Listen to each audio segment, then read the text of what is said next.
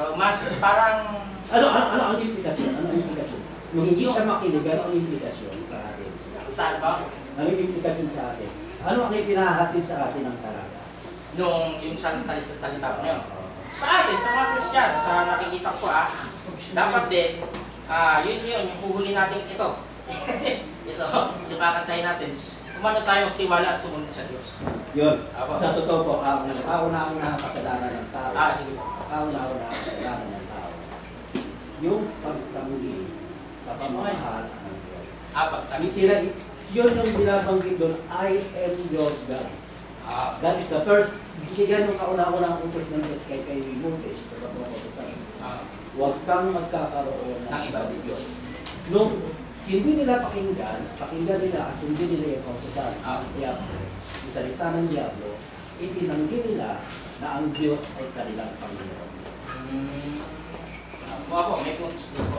Yun ang kauna-unang kasalanan ng tao. Na tinatanggi natin na ang Diyos ay ang ating Panginoong Diyos sa pamamagitan ng ating mga Diyos. Tama po. Lalo kung ang gawa masama. Salamat po. Sige po. Tayo naman kasi, talaga naman, pag nandun na tayo sa nakagawa na ng kasalanan, doon na dumating yung realization na, ay, mali pala. Kasi kung parang gano'n, di ba? Nagawa na nila, doon nila na-realize na yung palayasin sila.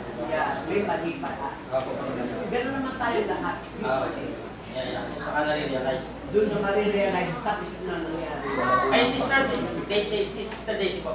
Ako po, dagdag lang dun sa tanong ni brother, no? Parang yun yung weakness ng tao. Dahil ang Diyos, boses lang ang naririnig. Pero sila Eva at Adan, nakikita yung ahas. Yung visual. Diba? Miski, diba sa lecture natin, mas gusto natin yung nakikita ng mata kaysa sa naririnig lang. Maaring yun yung kadaigan kung bakit nangyari na nakasunod sila. Dahil dun sa visual, nakikita nila mismo yung kausap nila yung ahas. Pero ang Diyos kasi, pandinig lang yung naririnig nila. Hindi naman nila nakikita ng kabuhan. So yun yung parang nakikita kong weakness ng tao. Na mas gusto nila nakikita ng mata. Ng mata. Dahil sa mata yung pinag-uusapan natin, nakikita lang ko. Kaya po ako nagtaas ng kamay. Dalawa lang yung malinaw na sinabi nyo. Isang maliwanag na paningin at isang madilim na paningin. Ang inaantay ko sa'yo kanina, yung duling. Bakit ganon? Ang tanong ko lang, yung bang duling excuse sa paningin? Kasi behind that cross eye, ang meaning kasi sa kanya na double standard. So dalawa yung paningin mo.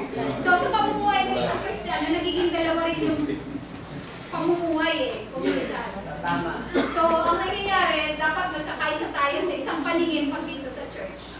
Pero nagkakaroon ng problema pagka may kanya-kanya na istorya sa buhay. So minsan naapektuhan tayo, even the rule in the church ay hindi napafollow ng bawat isa. So yun ba ay excuse kapag ba tayo ay merong double standard? O leader na yung nagkakamali, pero kailangan bang okay na? Kasi nagiging double standard tayo. Hindi po literal na duling. Hindi po literal na duling. Hindi literal na duling. Ano lang yun? Ano ba tawag po? Ano ba sa tayo-tayo? Yung ha? Tayo-tayo na figure of speech. Na pag duling, ibig sabihin, may paningin ka, pero dalawa yung paningin mo.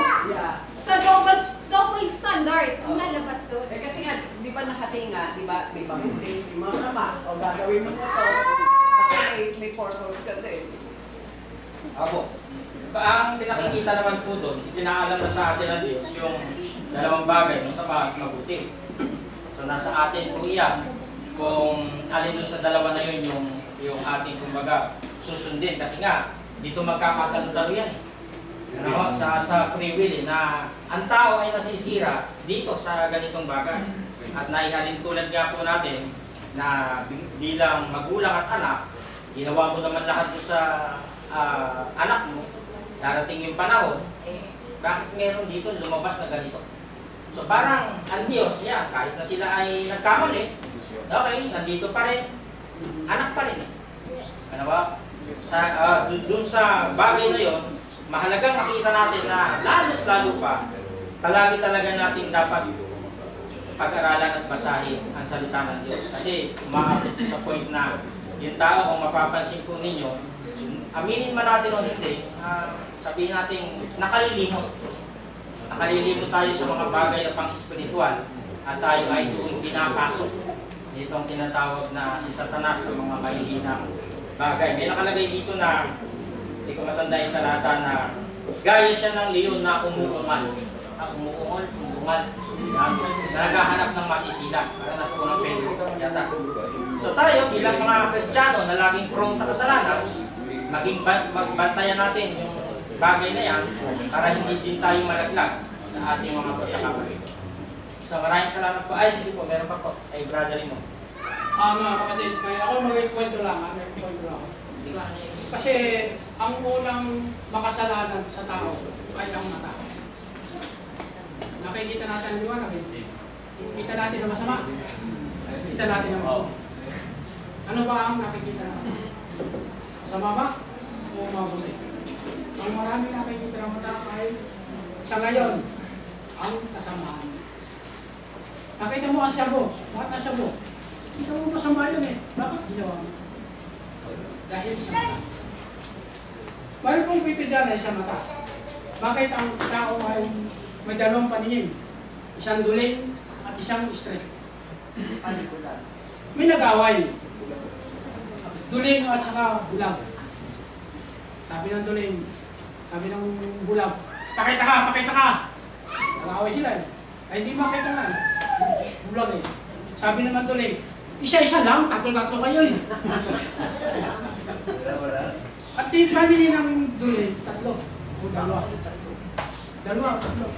Ang bulag naman, siyempre hindi mo kakita. Bakit hindi niya makita? Yan ang dalawang paningin. Hindi ba?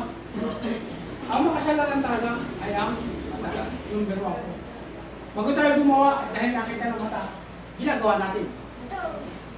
Ngayon, ang sabi ng Panginoon, ang lahat ay nagkasala nga at di nakarating sa kaulatin ng Diyos. Sabi ng Kristiyan, ang lahat ay nagkasala. Wala pong hindi makasalanan. Lahat po ay makasalanan.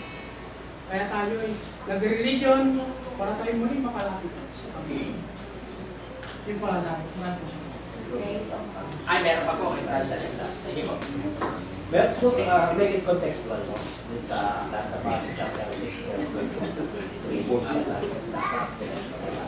Kapag binasa mo yung verse 21, it refers to the treasure. At binasa mo yung verse 25, it refers to the treasure. Ano ngayon ang relasyon nung verse 22 to 23 doon sa treasure na binabanggit doon sa verse 21 at sa verse 25? Kasi hindi natin siya pwedeng i-isolate doon sa context. It must be within the context because that is what Christ narrative. So, yung pros ng loob ng ating Panginoon sa Kristo, hindi natin pwedeng baliin. So, yung verse 22 to 23, it refers, pwede nalaman to doon sa verse 21 at doon sa verse 25. So, ano yung relasyon nung doon sa binabanggit na kayamanan? Maganda po, maganda yung tanong. So nakikita ko naman po dyan sa ating pong point of view, ano po? Sa physical na pamumuhay, kung makikita natin, di ba mas focus ang tao doon sa material na bagay. Yun po yung sinasabi nga doon sa verse 25 na treasures, ano po?